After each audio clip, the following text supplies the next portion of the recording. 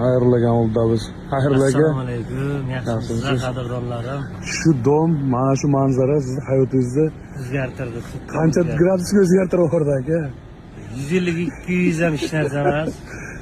Shunchaki Siz shunday bo'lishini xohlab qiladingizmi? Nima bo'lishini xohlab qiladingiz aka? yo'q, hech narsani xohlamadim. Avvalambor Allohdan.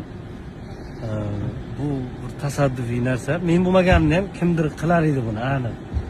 Chunki odamgarchilik yuzasidan biz baribir o'zbek, tojik va hokazo qardoshlarimiz odamgarchiligi juda kuchli.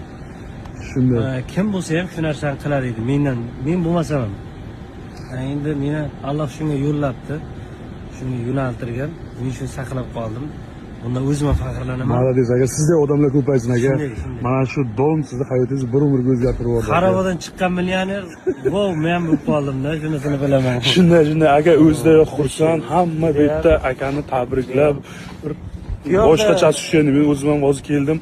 Konsulsiyaga chaqirdi bizda, konsulsiya o'zini surprizi bor ekan akaga. Shunga ketyapmiz aka bilan birga. Bu yoqda emotsiya o'zgacha olam.